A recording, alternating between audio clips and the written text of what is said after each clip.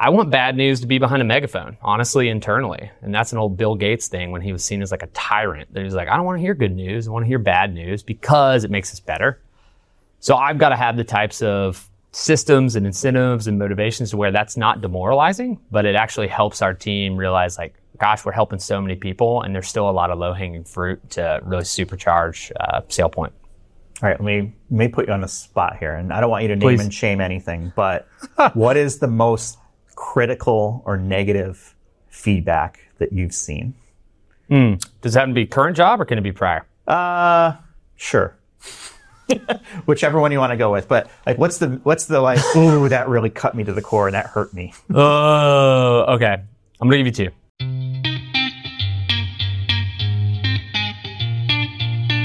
This is Identity at the Center. If it has anything to do with IAM, this is the go-to podcast. Now your hosts, Jim McDonald and Jeff Stedman.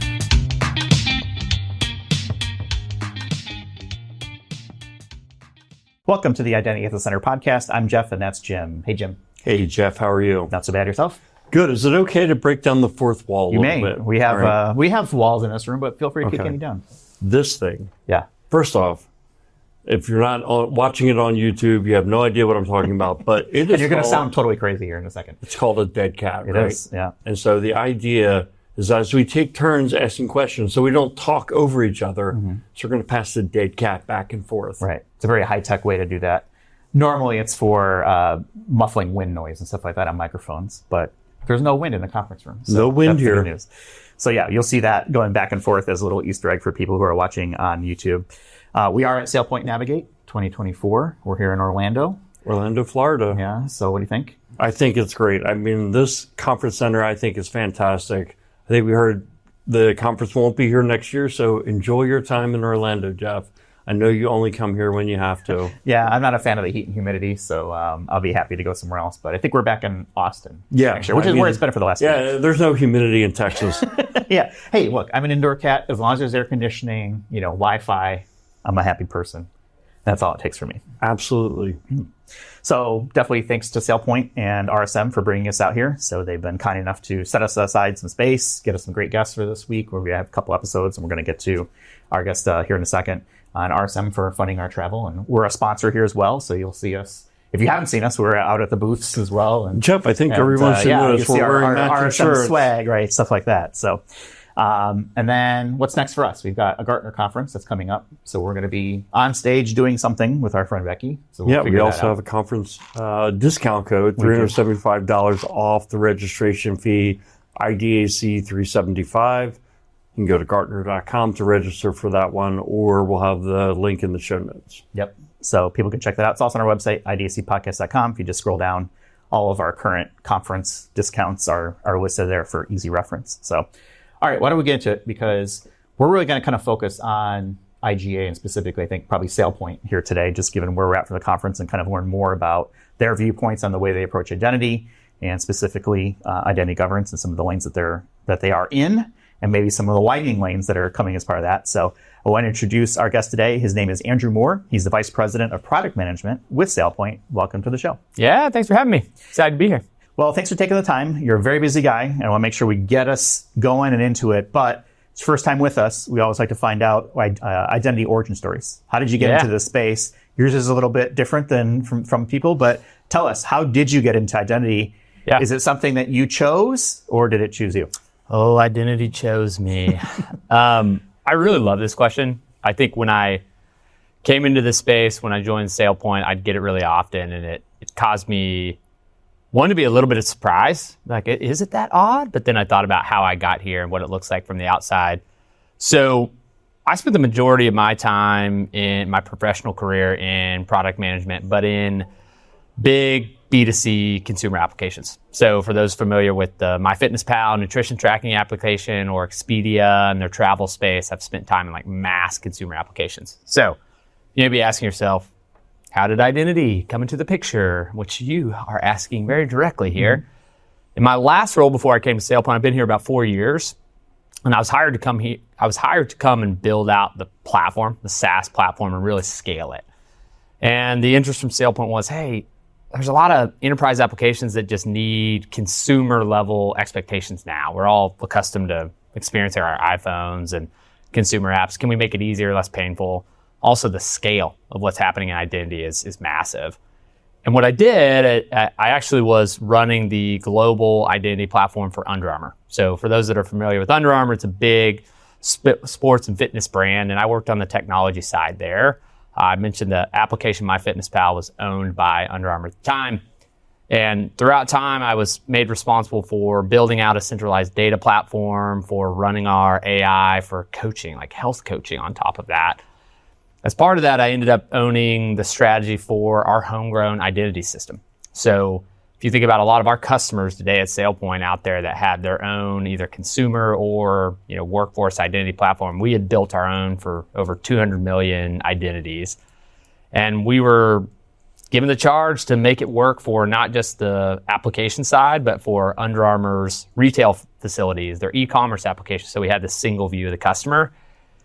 And it was really hard.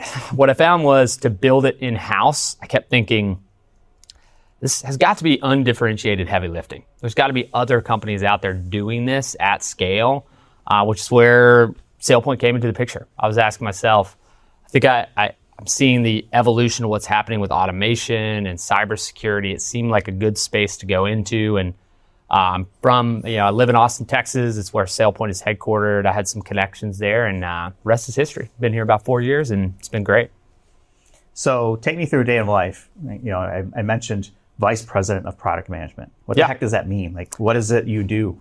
Yeah, so I've got a broad purview that my teams are responsible for, and I think about it mostly as from end-to-end ideation to execution and understanding the delivery of products. So a little bit more color on that.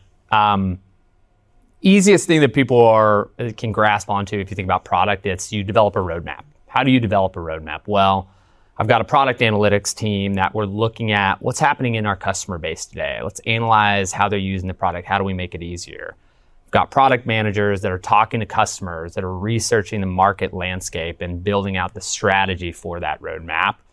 And I've got a design team that ultimately, after we decide where we should invest, we've got a researcher team and design team that is designing the user experiencing, the user interfaces, and then a product operations team that's responsible for launching that and going into marketing. So that's kind of in the abstract, what is my org? For me, I spend a lot of time with customers. Tomorrow I think I have, obviously it's our conference Navigate, but I have maybe 15 direct customer conversations, just meetings with their leadership and their partners and development teams to just understand where are you excelling, where are we adding value, where are you hitting stumbling blocks that we need to solve. And I just constantly think about these engagements as I'm kind of like chief curiosity guy in our organization. Need to be curious about what our customers need, what's happening in the market, and how we deliver scalable solutions for them. And it's a really fun job. It can be incredibly challenging, but it's something that I feed off of. It's really fun. So it's a little bit of an interesting background. Go from Under Armour, right, and other firms. Now you're with an identity company. Mm-hmm. One of the things that, as I was stalking you on LinkedIn, was the things you mentioned that you worked on was this hover connected running shoe, essentially, right? Take me through the process of, because that was several years ago, I think now at this point. Yeah, it's probably almost 10 years, maybe 8 years, something like that. So it really would have been on the forefront sort of of that era of wearables and connected health and fitness, and now everybody's wearing a watch or a ring or something, right? Yeah. But at the time, that was a new thing. Yeah. Talk me through how that product sort of came to life. Yeah. And then here's my follow-up question is, now we're 10 years later, and now you're with a company like SailPoint, and you're doing officially identity things, even though you were doing it with Under Armour. Yeah. What would you have done differently from an identity perspective with that shoe or other parts of that product line? Such a good question. So how did that product come to life? We, Under Armour, made some acquisitions into the fitness, health technology space. And honestly, they had good foresight. They were getting, there was heavy competition from Nike with their app ecosystem. Fitbit was really growing. It was prior to Fitbit being bought by Google. And they rolled up these 3 big fitness applications. And we started looking at back to just the analytics of the community, where is there an intersection between what people pursuing longevity in life and getting healthier need and what Under Armour is uniquely qualified to offer? And Under Armour was looking at going deeper in their running line. They had found kind of a strong niche there in really dedicated high performance runners. We had an application in Map My Run that was bringing kind of newer runners into the ecosystem. It was one of the largest running apps in the US. So it was just this good marriage, at least in concept, of, all right, we got this footwear expertise, we understand athletes, and we have this community that are interested in this. And so we had this innovation lab that I was a part of, and we started working on, could we create a wearable and embed it in the shoe? Well, then you'd have to charge these things, right? What if we used really low energy battery watches that you embed in the sole so it could last longer than the actual sole of your shoe? So you'd be getting rid of your shoe anyway by the time it lasted. All these little things started coming together. And what Under Armour was all about, and this ties back to really my methodologies today in product and how we at SailPoint think about identity, is how do we leverage insightful data and collect it in a way that we can solve new problems for people, to be informed with data collection. And so we were looking at how runners what they were doing before they stopped. If they logged things like injuries that were happening. And if we leveraged this wearable tech in the shoe, we could start to predict when people were getting injured. We could see their cadence and sort of fatigue metrics and figure out how we could coach them to run more effectively. And so it ended up being this really popular shoe line. It was, I think, one of the largest shoe lines by the time I left there. It started with like a cohort we did a test experiment of about 10,000 shoes. And by the time I left, we were doing about 5 million, I think, in those shoes, which is really cool. It was a proud moment in my time there. So why identity? And what now, 10 years later, do I think I would have done differently? We did not invest heavily enough in creating a really sharp opinion of the data model and centralizing data to train our coaching algorithms off of. And what I mean by that is like we would use anybody's phone, right, to collect data about where they're running, how fast they're running, until they got our shoes. And then we got much more accurate data about how they're running. And we just didn't have the expertise when we first started to build that out efficiently and have a dedicated team on it. We ultimately got there. We invested in a platform team. We brought in kind of, high-flying new tech parts of the stack to help us think through this, and got some really smart data science folks to do it. I think we did that on the later end when there was a lot more competition in the space. So if I look back on it, I think what I would have recognized is we spent more time on the front end of maybe how do you make it easy to get the shoes connected, because Bluetooth is everyone's favorite thing to try and deal with. And we should have spent more time on, can we make sure those insights and the very next action that is best for a runner to prevent injury, to get better, to get stronger, made sense. And why I think that's so critical is now I look at where we are, and we're in this just massive proliferation of data in the identity space. And we've gone down this very similar journey. And the nice thing for me is I've got the scar tissue to look back on and be like, oh, I've been in this trench before, and it's been really useful now to help me in the current spot. That balance of design and usability is constantly a struggle in the security space. Yeah. Because it's not historically been a very user-friendly industry. Right. And what I mean by that is it's very information dense. It is numbers and signals and frameworks. Yep. And trying to put that in front of a normal person, not an identity person, is really an art and a balance, right? From that design perspective. Am I thinking about this in a way that makes sense? How does that sort of impact the way that you approach product design for SailPoint, for example, is how do you know like what color to use? Where does this button go? What should you take away because nobody are using it? Or what are things you want to add in sort of that conversation maybe you're having with clients or customers as well? Yeah, it's a great question. Commonly I'll say methodologies over genius, right? Like The beautiful thing about software, and I will commonly say that I believe software is the closest thing to black magic that we have to offer, which is why I like to work in it. But we've got just a really sharp group of UX, user experience researchers and teammates. And the methodologies and how they think are, all right, what can we really ask why to the depth that we know the problem they're trying to solve, not predicating a solution?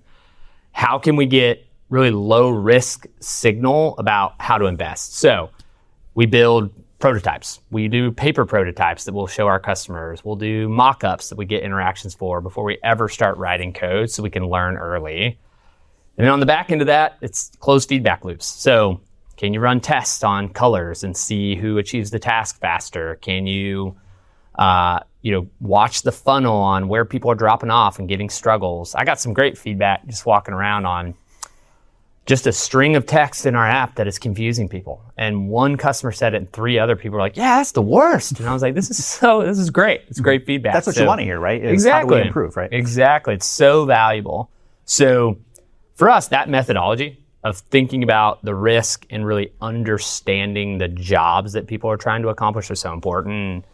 It's why I love being here, like just surrounded by people that are living this, breathing it of, hey, what's preventing you from getting the value for your organization? What's like driving your team nuts? And there's always these new insights. And so I've got both of the UX leaders here. I probably have like 15 members of my product team that are just constantly, they've got like public Calendly links for people to connect with them here. And a lot of it is being close to the customer and then having those methodologies to just refine and create those feedback loops. So Andrew, this is not a product management podcast, but I'm so fascinated by this topic. There is a podcast I listen to a lot. It's called Lenny's Podcast. It's focused on product management. They have folks who are lead product management for companies, like a Notion or a Lucidchart, all the way up to people who do product management or lead product management in big tech. Yeah. And so I'm kind of wondering, like, when I think about SailPoint, it's probably the big giant in the space of IGA. And at the same time, being the big giant, you have the focus and the message out there, we're innovative. So I'm wondering how you make, they used to say with IBM, or I think somebody wrote a book, how to make the elephant dance. So I'm wondering how you do that. Then my follow-up question, I'll get all my product management questions out. Do it. The second one is, how are product managers evaluated, right? Because you aren't just the only product manager. You have a team of product managers. Yeah. So how do you know if somebody's doing a good job or not? Great questions. All right. So first, elephant dance. I love that, by the way. I'm going to repurpose the elephant dancing. Maybe that's your new error message. It's try and make the elephant dance or something like that. Dancing. That's a great idea. Yeah. That's a great idea. Easter egg there. I have been in organizations that are too outwardly focused. And what I mean by that is obsessed with competition. What are these people doing? We're not doing enough in that space. And I find that usually causes a market to regress to the mean if you're not careful. Great competition is what we need. Like, I'm a big believer that creates the right types of constraints and motivations in organizations to get really, really innovative. But for us, what I've loved since joining SailPoint is just there is this constant drumbeat of we can't rest on our laurels. We just can't rest on our laurels. There are people catching up to us. We can't just keep going in a trajectory because we're headed that way. We have to think about how we leapfrog and reform things. And that's just really built into the DNA of SailPoint, is that we, I came in at a time where they were really trying to cross the chasm in the SaaS part of the organization between we built up, became a giant in the space, helped shape, the compliance and governance space on the backs of Identity IQ, which is still a great product.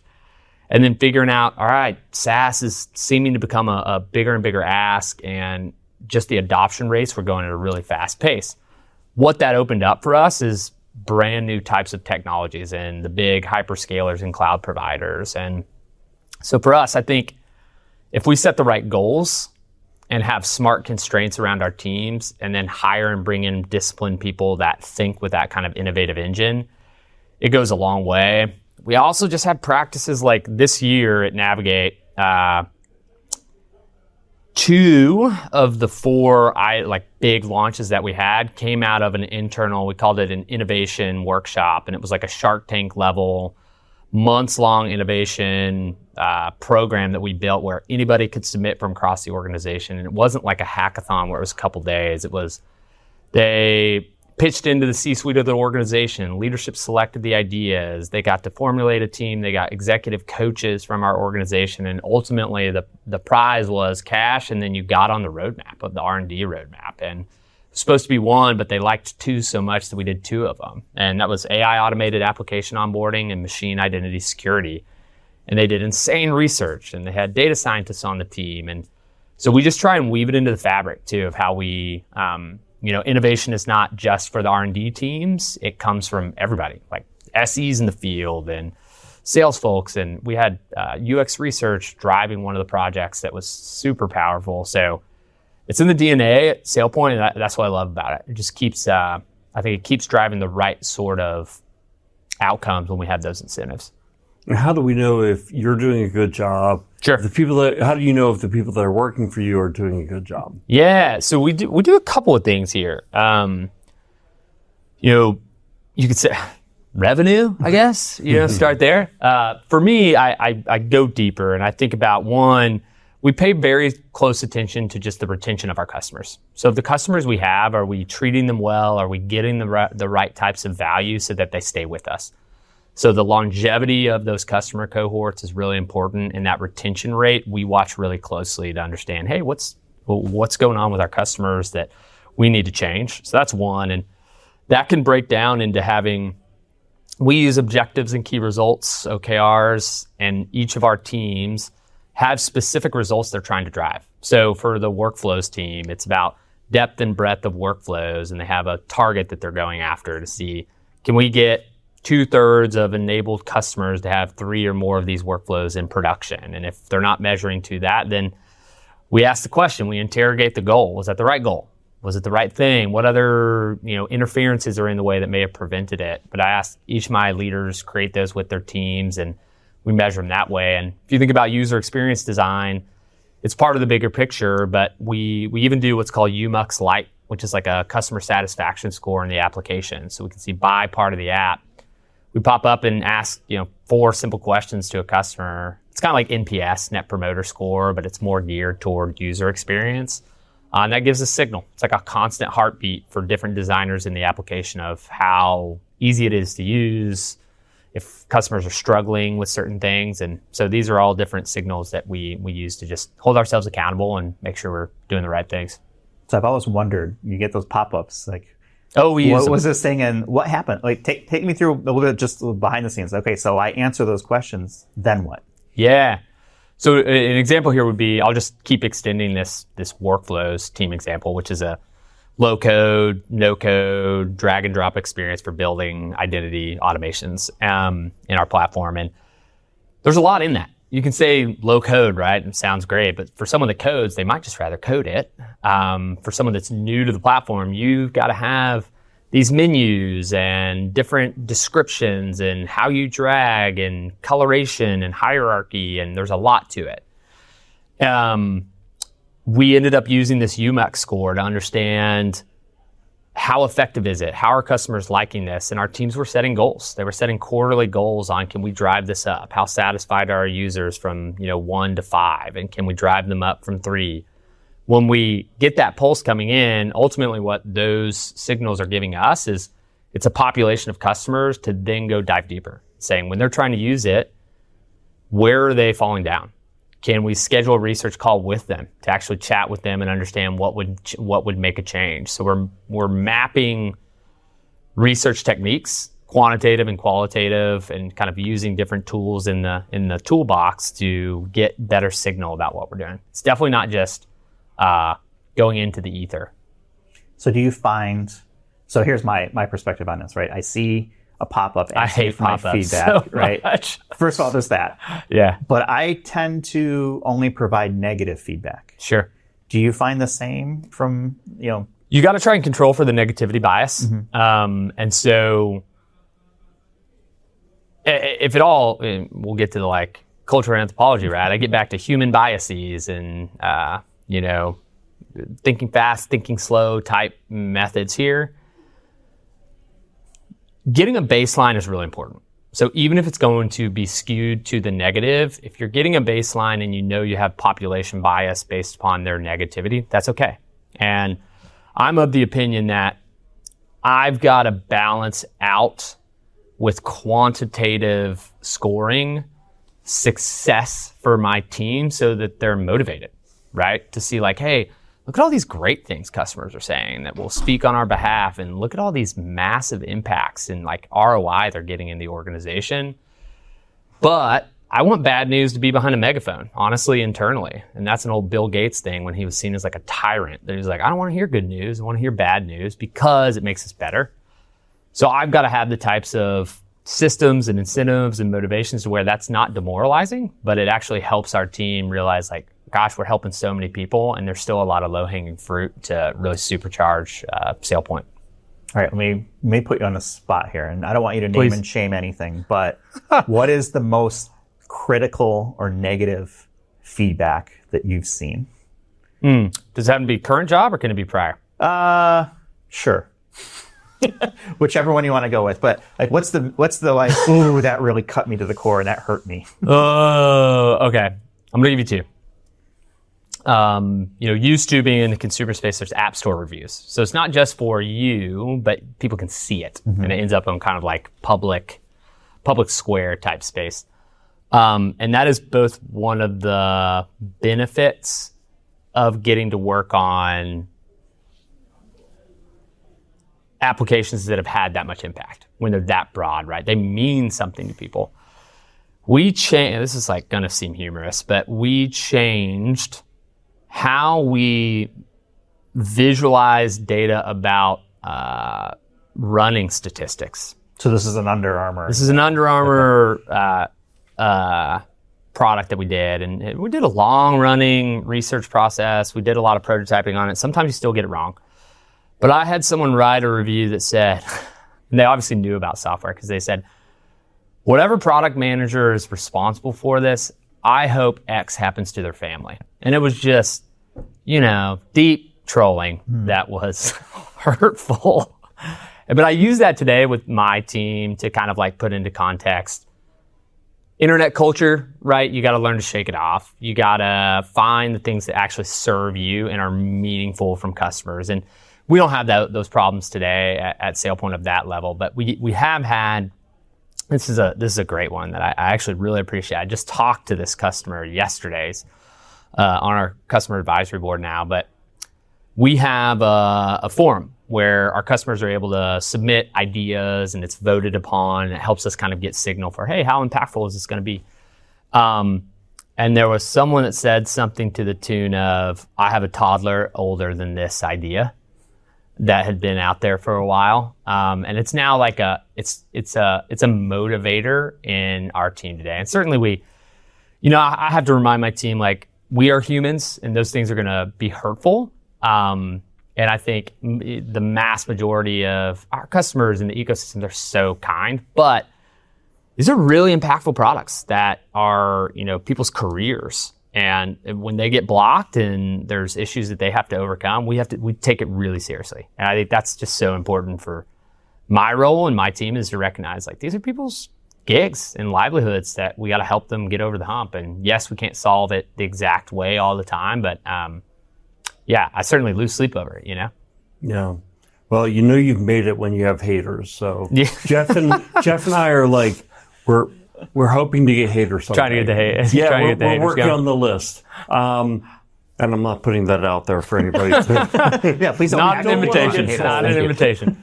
Yeah, so very thoughtful, that whole line on the product management, and it kind of leads into things. One of the things you mentioned was that you're creating a roadmap. Yeah. I think that's kind of the outcome, or the big deliverable, it sounds like, from your role. Right. And it really makes a big impact here at the annual conference. And I'm kind of wondering if you could break down some of the highlights of that roadmap, what was announced during the session so far, or what's going to be announced. Obviously, this recording will go out after that. But yeah, could you kind of give us some of the key points? Yeah, absolutely. Yeah, so I'll talk about, I'll often say product is a what have you done for me lately type of gig. I will say this year a lot right now, and what I mean is 2025, because I'm just, like, my head is already in 2025. But talking about just celebrating all this massive innovation that we're releasing today and this week at Navigate. A couple big ones that we've been in the works for a long time. And first off is this work we were kind of chatting about in privileged task automation, which is this just industry shifting look at how you think about privileged tasks in your organization. There is a traditional way to think about it, where privilege is a very small subset of activities that need to be vaulted and recorded. And as we started to just talk with customers, kind of pull on those threads, we realized privilege is a spectrum, and SailPoint is really uniquely positioned to solve for some of these use cases because our customers invest so heavily in the connectivity layer to connect to, hundreds, thousands of applications that have privilege throughout it. And this was, the combination of an acquisition we made last year and then built on top of our Atlas platform and our workflows engine. But what we found is that you can automate what were previously highly repetitive tasks that took a human to go check out credentials to do it and actually go and re-perform these tasks over and over again. So you've got the human fallibility layer in there, and we could just take human out of that whole process, automate it on top of this trusted platform, and even have interactive capabilities to where if you need to, for the example of like creating group membership. We've had customers that have told us about pretty dire changes where a change was made to a group or a deletion in a group and it wasn't actually behind privilege that caused this like massive outage of access across the organization. I was talking to someone today that like 80% of individuals lost access to Wi-Fi. And I was like, this doesn't sound very good. That sounds like a real nightmare for me. Yeah, exactly. A lot of people will react viscerally to that one. But this privileged task automation project or product is one we're really excited about. It is just a smart new look at how you leverage automation, how you take these repetitive tasks that are highly risky and do it in a way that's built core to our platform, gets assigned out as an entitlement. So it's got all these access controls already built in and lifecycle management around it. And you could do things like log into servers, start services. We talked about AD group management and what that looks like in our ecosystem on top of privileged task automation. We're really thrilled at the feedback we're getting from customers since Before you go on with the rest of the roadmap, kind of pick on this one a little bit. So privileged task automation feels to me like it's the biggest innovation. Management of AD security groups is like a sub-bullet to that. But to me, that's like, that's a big thing that organizations have been wanting. They either had to solve it. And the question is, why now? Yeah. So for us, maybe back to even just this like product methodology, we're always looking at what are our competencies? Customers want us to solve a lot of things, and we can do anything, just not everything. And in that space, we started seeing, hey, there's a lot to group and AD hygiene. And is Microsoft going to be providing new tools that make this easier? Or there's a pretty well-defined niche space out there in group management and kind of data hygiene, transform, cleaning products. And as an open platform, we were thinking, well, integrations are going to work really well here. That's what we're built to do. We're great at for customers that want to build their own version of this and have a workflow around it and then integrate it in. We support that and have for a while. But we just kept getting more and more signal for our customers on, hey, here are these really like security risks and massive productivity impacts happening with group changes. And the light bulb went off for us when we started embarking on this privileged task automation of, man, this is a privileged task that you want to be able to assign to a very small subset in some cases to take those actions. And do they even need to do it? Do they even need to actually sign in to AD, go create that? We can do this in a way that Most of it is automated. We can have overlays to ensure that naming schemas are met in the interactive forms as part of that task when it's launched. So it just all started to come together for us where we realized customers are still not being met where they want to be met on this. And we can solve this. Started to make more sense for us to make sure that, there's so much downstream of if groups are coming in and they're not coming in a way that is easy to understand relationships on, or if a workflow is disrupted, that some's happening outside of our identity security cloud product, then there's just this gap that they have to go to some other team in the organization. So as we looked at productivity and this new opportunity, it made a lot of sense for us to put an offering out there. Jeff and I have been in this space for 20 years, and I say that the idea was that IGA's role is to put people in and out of groups. It's something else to create the groups. Yeah. But I think the lane is widening, right? So Yeah, it wasn't I agree. strictly in the lane of IGA before, but I feel like there's some flexibility there. Certainly when you look at like the IDPs of the world, they're now saying we have IGA, we have the ability to attest or recertify people in our directory, which to me is very different than attesting to a correlated account that's actually coming from the applications. It's the spectrum like you talked about. Yeah. Does it have value? Well, sure, it has value versus doing nothing. Sure. It's way better than that, but is it all the way at the other end of the spectrum where you're actually certifying what's in the application? So, Right. Sorry, I went down a rabbit hole there, Yeah. but I do think, is that right that you look at it as the lane is kind of expanding? I think it's a great way to put it.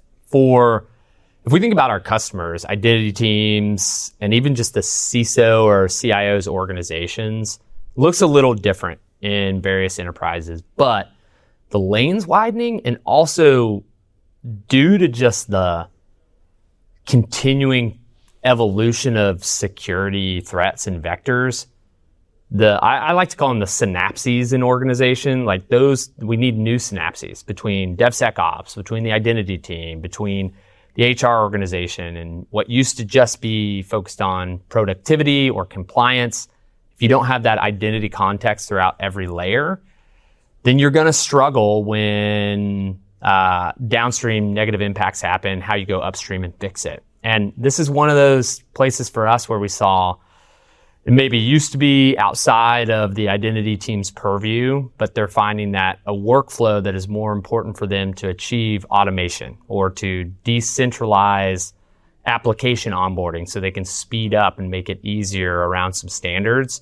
There was this gap between, we need to create a group, and then it's got to get, aggregated in and correlated. So that's time that I got to shift off task. And we looked at it in a new way to realize this makes complete sense for us to solve, and I think many of our customers going, yes. Yeah, and with security group management, I think if you don't look at it very deeply, you just say, okay, it's just a tiny little feature. But I've worked with so many organizations that don't have a tool, that they just go directly into Active Directory users and computers, create groups, fill in the information that they feel is required. Yep. And you name it some weird IT name that nobody knows what that means. And exactly. The proliferation of that downstream is wild. The signal you lose. You don't have all the governance around, required fields like who's the owner? Yep. What's the purpose of the group? Things like that. And so it's vitally important. So organizations that don't have a tool to guide all those things end up with group sprawl. Yeah. They end up with a bunch of groups that they don't even know what the original intent was for the group. Right. So I think it's very important. What are some of the other areas that you're announcing this week? Yeah, it's pretty, adjacent to that. We've invested in a new product called Machine Identity Security, which is, in a similar space. We started seeing just this maturity curve out there in customers on how they enable the creation of new service accounts or new RPAs in their environment was pretty unsophisticated. There are a lot of customers that have them in Excel spreadsheets still today. It's not a single repository. They can't even visualize how big the surface area is of automated machine accounts or identities taking actions in the ecosystem. all the way up to pretty sophisticated organizations that have a single repository for it. They've got some good access controls, wanting to be able to take it to the next step and actually like pay these things down, use a lot of the AI capabilities we have on outlier detection and activity to make it sharper and pay down that risk profile while not inhibiting the productivity they've created for their developer organizations. So we're pumped about this one. I mean, just the energy around the space, it's been interesting to watch because especially in the venture capital space, I feel like I kind of have a joke with my team that every week I'd wake up to a new company and machine raising $60 million. And of course, my team would be like, okay, can we get more funding in this space? Which, and then you remind them you're not a venture capitalist. And I was like, yeah, exactly. But, we've invested really intelligently here where, the same team that focuses on our accounts and our identities team has been working on over the past year uncorrelated account detection and native change detection from external systems. And this came out of that innovation workshop I talked about earlier, where we had a data scientist look at our whole ecosystem and understand how big the problem was with machine accounts out there that had no owners, that were difficult to correlate. And so we've made an automated discovery mechanism for machine identities across our entire connectivity fabric, and it's built right into the platform with all out-of-the-box access controls that you want to have. And then just bespoke changes that we needed to make in the identity model with attributes and ownership kind of fall through and lifecycle that you'd want to have that's slightly changed for a human to a machine. And we think this is going to be just a big unlock for customers and to kind of turn down the risk and kind of heart rate for some CISOs who I was talking with a financial institution that I was working with their CISO, and I said, I'm sure y'all are pretty sophisticated in this space. And she just smiled at me and she goes, I want to know more about this product because I'm not sure how many of these identities we even have in our ecosystem. And it just goes to show you they're a really secure identity security company and their program is. But back to that lane widening concept from human into non-employee and third party is something we went into big over the past year. And then in machine, we think those are, comprise this huge surface area that we understand really well and are excited to help customers just discover and manage a lot more effectively. Okay, final question. Yeah. And it wouldn't be an episode of our podcast if we didn't really get into AI just a little bit. Sure. But I want to hear more of a philosophical answer of this is, where do you see AI taking the IGA space specifically, right? Yeah. So Identity Governance Administration, this is sort of what Gartner has coined, this product set or this set of capabilities as. Yeah. Where is AI going to take that? Yeah. So it's a great question. We, as part of our launch here, you may have seen it in the keynote, we have been working on this agentic AI solution that's currently in beta. Honestly, I'm just kind of staggered by what the team has done here. I promise I'll get to the philosophical part here. That's my favorite place to be, frankly. But what we've done is, we really have been just methodically building out our ML architecture over the past, 5 years or so, where we thought about it from the ground up. One thing we think is going to be increasingly important is the privacy as it relates to AI. What data does it have access to? Who has the right to see that data? It's crazy how quickly that can get out of control when generative AI and LLMs are unleashed on data. And we've seen that even with internal companies creating their own LLMs and agents to do certain things for lookups, et cetera.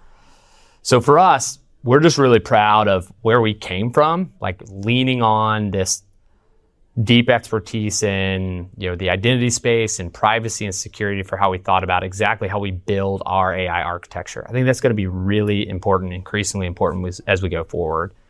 There's a lot of fear that comes out of when you even just see our solution. It's trained on the documentation. It can teach you how to use the application. Hey, how do I manage machines? Which of my identities are the riskiest ones? What should I do with those? It can do maturity guide on risk levels for you. It can generate workflows. It can generate certifications. It's really powerful.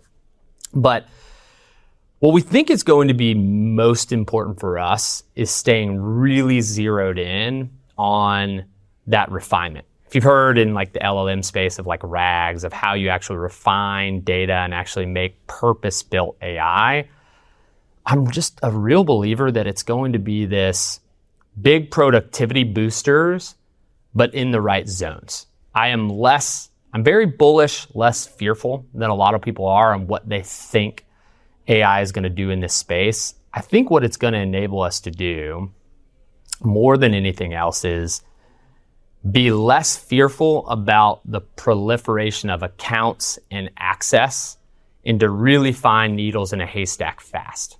I think about some of those real prominent examples of AI at its best with like machine imaging technology in like cancer screening. When you compare it to like radiologists looking at certain images versus another, and just finding anomalous things that are very hard for the human eye to find.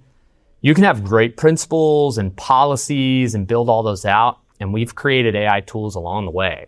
App onboarding, entitlement descriptions with Gen AI, access modeling, outlier detection, and recommendations, and really trying to close that loop. We think that's really important. But I keep just coming back to, I think it's going to remove a ton of friction and start to highlight key areas where you're not having to make these massive certification decisions constantly. You're not having to spend nearly as much time on access models because you're just focused on really those outliers in high risk zones. And you're going to get a lot of productivity boosts along the way where you can train people faster. You can, I'm definitely cognizant of this notion of, is AI going to replace people's jobs? And I have young kids. I'm constantly thinking like, what are they going to do if this has the worst case scenario? And I just don't see it happening. I see more than anything else in our space. It's a great microcosm. You got teams that are strapped. They are having trouble getting enough people in the door to focus on these massive problems. And right now, with solutions like this, you can help train people faster. You can get people that aren't in the app every day to use it quickly. So it just becomes that really that really well-informed guide and teacher along the way. I'm going to mention two concerns I have. Yeah.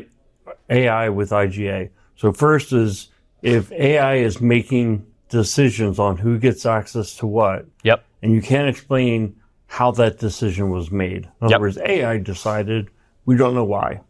That goes against what has been it goes against the main principle of IGA, right? Yeah. So the second one is, how do you secure it? So to make sure that only the right people can ask certain questions or get certain data in the response, or in a software as a service, that now the AI is smart enough to know what's happening across multiple customers, and somehow someone can engineer it to get information that's on a competitor, for example. So those are my two biggest concerns with AI. Let me tag on that one. What if it does the wrong thing? Yeah. That's the biggest area thing from a security perspective is, can we trust the AI to get it 100% of the time right? Right. Yeah, I think the classic example of this is like just autonomous driving too. If you think about people are just so terrified of the use case of what if who's liable in those circumstances where something goes wrong? Is it the car? Is it the manufacturer? Is it the software? The owner. And if you really think about it, the data set there is really compelling when you compare it to distracted driving and how many people are out there that you see at a stoplight like looking at their phones. But at the end of the day, we trust humanity. We trust humans. And I things that I'm not concerned about. Back to the design, not only at the architecture from the ground up of how we think about housing data, that it's only going to be used in the cases where it's needed for that customer's data alone, if it's not public or sensitive data. That's paramount for us. If we can't do that, that is the SailPoint brand, right? Like doing it with integrity and impact the right way. And that's how we're going to build this and how we've started from the very first. But also how you grant access. What do we do well? We govern access to things. So creating capabilities, and if I think philosophically where we're going to need to play in this space is exactly there. This is no different than, lower level machines, human access, what you should be able to access. We got to be able to empower that. That's paramount. And I think your first concern, remind me what it was. Was if we can't explain why AI made the decision on. So there's a philosophy, set of principles out there. It's called explainable AI. And really what this is just imagine in an identity solution today, if you didn't emit an audit event, you wouldn't know what the team did to change said thing, right? Same goes for AI. The black box can't be a black box. It's got to be open. You have to have explainable AI, which is here's the set of decisions. Because what's great about this is a kind of petri dish, and I say this and identity security for AI at large, is we have to exceed the expectations of risk and compliance. And if we're doing that, then that gives us really good signal of where we can continue to grow it, just in intelligent, methodical, and sensitive ways. Okay. Your handlers are getting restless, so we're going to wrap it up here. Oh, no. Thank you so much for spending time with us. Yeah, it's been really fun. It's been a really interesting conversation, and I'm very bullish on the AI stuff, so anytime I'm always naturally curious about it, and I think it's going to be a great differentiator for a lot of folks in the space. So me too. Thank you so much for taking time. We're going to have a link to your LinkedIn profile in our show notes. Sounds so great. People can connect and hopefully, send nice things, maybe dancing elephants or other things like that. No can't wait. Right. And that's it. So we're on the web, idacpodcast.com. We're on YouTube, idacpodcast.tv. Like and subscribe. Helps us get great guests. And yeah, we'll leave it there. Thanks everyone for watching and or listening. And we'll talk with everyone in the next one. You've been listening to Identity at the Center. We hope you've enjoyed the show. Make sure to like, rate, and review. And we'll be back soon. But in the meantime, hit the website at identityatthecenter.com. See you next time on Identity at the Center.